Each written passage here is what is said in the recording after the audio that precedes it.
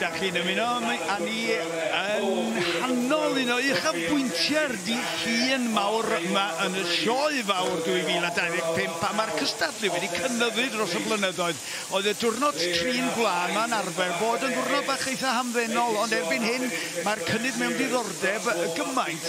Mae nhw'n methu cadw at yr amserlen a dweud y gwir. Mae'n gymaint o gystadlwywyr, cymaint o diddordeb. Felly beth yw'n diddordeb ni yma'n hyn? Wel, cymal terfynol ydy hwn, cofiwch.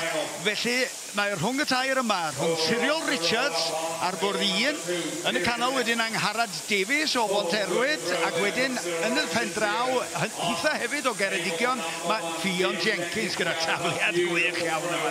Mae'r bechgyn yma wedi bod wrthi'n cneifio'n ddiwyd trwy'r bore, ac maen nhw'n darparu'r cnyddiau. Maen nhw'n trio amseru fel bod neb yn cael y blaen o ran pryd mae'r ci ar gael i'r trinwyr glân. Felly mae'r cneifwyr mae'n cadw llygad ar ei gilydd a dydy gwir i bob pwrpas, ac wedyn maen nhw gyd yn mynd i orffen gyda'i gilydd. Ond mae'r safon felly y gwaith dyna sy'n mynd i gael ei asesu ar ôl iddyn nhw orffen y cneifio. Ac mae wastad wedi bod yn gwestiwn yn dydy. Beth sy'n digwydd da ni tueddu ramanteiddio y busnes cneifio yma ac addoli y cneifwyr, ond dydy o dda un byd os nad i'r glân yna'n cael ei drin wedyn ac yn cael y gofal gorau posib. Dyma ni tafliad yma felly yn y canol gan Angharad Davies, Angharad Brynglas, a ma'n tynnu rhyw ddarn bach budur yma oedd ar gyrion y cni fel y gwelwch chi, ac yn taflu hwnna o'r neilltu fe rhaid i gofio am hwnna nes ymlaen ac roedd o yn y bwcad perthnasol ar gyfer y glân budur, a dwi'n siŵr y bydd hi pan ddaw'r amser.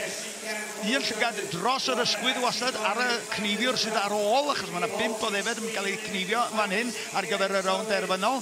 Richard Jones yma yn cadw llygad ar ei gyd gneifwyr, a bob un ddafad chwarae teg yn mynd lawr efo'i gilydd.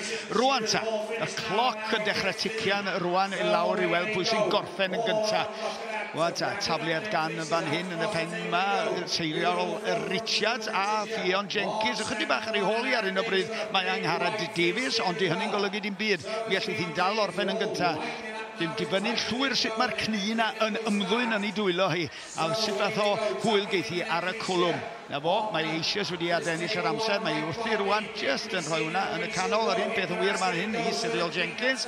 Draw y pen arall wedyn mae Ffion Jenkins eisiau wedi gwneud cwlwm. Dyna fo, Angharad hitha wedi cwblhau y clirio glân man sydd yn angenrheidiol rwan.